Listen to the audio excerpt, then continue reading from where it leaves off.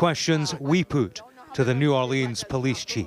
Madam, do you acknowledge that you let the victims down by not having an appropriate security plan? Oh, that's not the correct. That's not correct. We would disagree with that.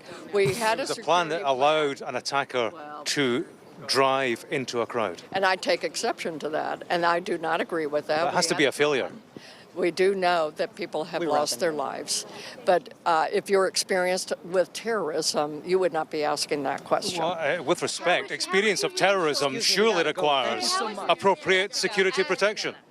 This police chief got in trouble for running 2 people over? Wait, what? No way. Okay, well, running people over, the only incident that comes up when you Google it is obviously going to be the recent one, but oh my God. New Orleans Police Department Chief Ann Kirkpatrick was on duty in police car when she hit pedestrians in French Quarter. New Orleans Police Superintendent Ann Kirkpatrick was on duty when she hit 2 pedestrians in French Quarter with a police cruiser Saturday evening. She was returning home after visiting an injured officer at the hospital when she hit a man and a woman at the intersection of Decatur and Iberville Streets just before 7 p.m. She took a breathalyzer test and a urinalysis per departmental accident protocol.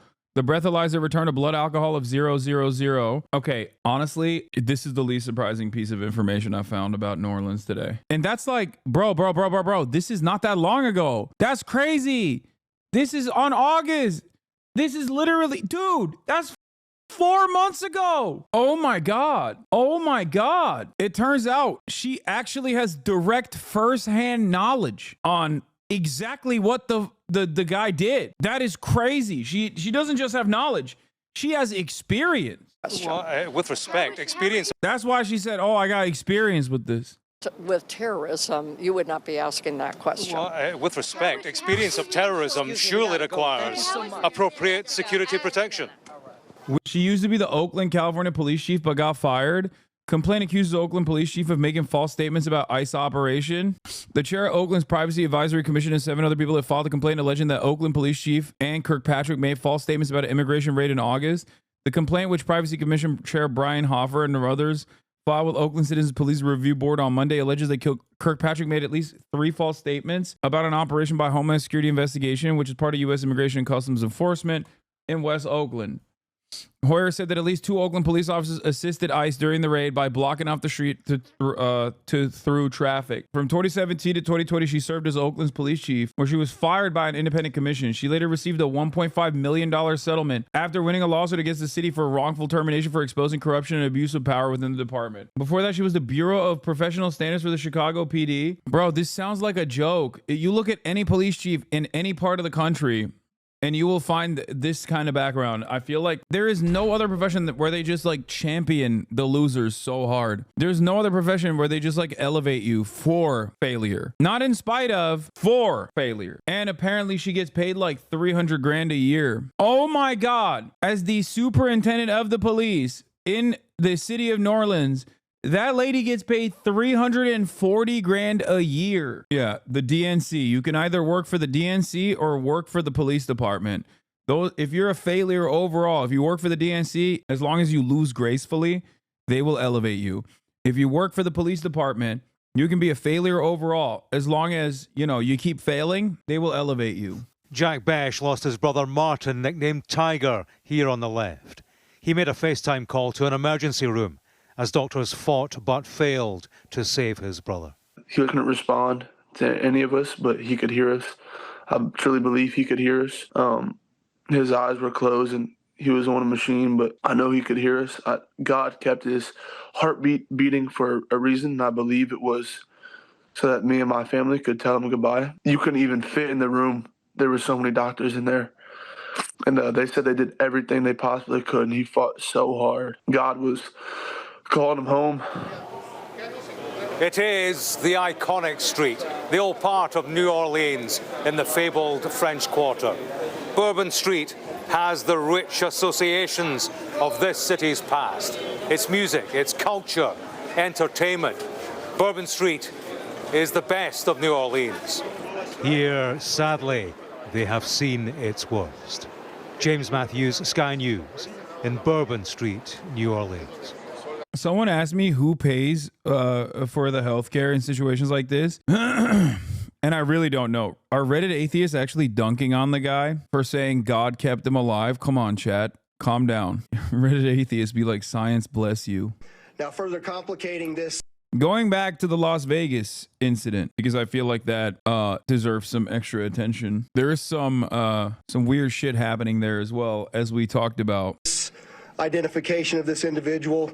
We also discovered through the coroner's office that the individual had sustained a gunshot wound to the head prior to the detonation of the vehicle. One of the handguns was found at his feet inside of the vehicle.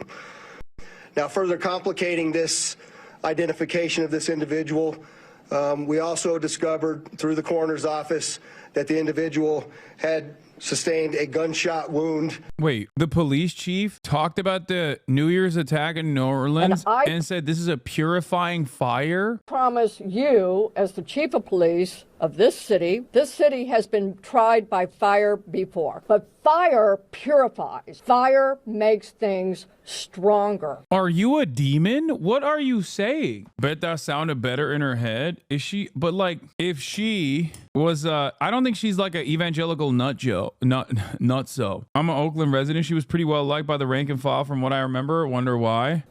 We have a plan. We know what to do. We are going to get these people. There is a path forward. Very pleased that we will be back to having a wonderful game tomorrow night. Hi, I work in an ER. There's a law in all 50 states that say we are not allowed to turn you away if you're having a medical emergency. You will be seen and sent a bill, and depending on your state, you can be covered by crime victim insurance. I work in New York City, and if you're a victim, the state will foot the bill. What is this? Louisiana state legislature limits the operators of motor vehicles for harm caused for certain persons who are injured while illegally blocking a road or highway. Wow. Effective date, August 1st, 2024. Louisiana is one of the many wonderful red states in the nation where they want to make it legal to kill protesters that block a road. That's great and not shocking at all. Also, as far as the New York Times goes, although the New Orleans attacker, as far as we know, didn't have any didn't say anything about Gaza, in their incredible coverage of determining, or in their incredible coverage of the officials trying to determine if the New Orleans suspect had ties to terrorist groups, they add this in the byline. U.S. officials have warned that the conflict in Gaza and Lebanon could spill into the United States, most likely in the form of small radicalized groups acting on their own initiative or lone wolf terrorists. Thank you, New York Times. So this is the liberal version of what we saw that rabbi do on Fox News. For the record, this is how you manufacture consent. On the Republican side, you got people directly saying like, well, you know, the real violence that's happening is exactly like what this guy did. College protesters against Israel, they're doing the same thing. They're doing a 14-person manslaughter shootout with the police every time they say Israel's an apartheid state. That's the Republican version of it. This, on the other hand, is the liberal version of it. It's a kinder, gentler, more, I would say, nefarious, more insidious version of that same exact cynical laundering of certain narratives. Really up. I cannot believe how wonky this statement is, and I need to include it, and the need to include it and therefore implicate an entire Muslim community who happen to live in the neighborhood. Jabbar's recent address in the Houston area shared the same street with nearly a dozen properties owned by people with names common in Islamic cultures. What the hell? They're like, this guy's neighbors are also Muslim. We looked up the property records. According to Harris County, Texas land records, Jabbar's residence and other properties appeared to be behind a common wrought iron gate at the beginning of the street. Google Street View imagery shows Houston is home to a large Muslim population. Yeah, a small plane has crashed in Fullerton, resulting in a 4-alarm fire. It apparently crashed into a furniture factory in Fullerton, California. I mean, look, this is we're hyper focusing on like crazy stuff going on. I mean, this in and of itself is like an isolated incident. Most likely. I'm not going to sit here and say that the day of reckoning is upon us. But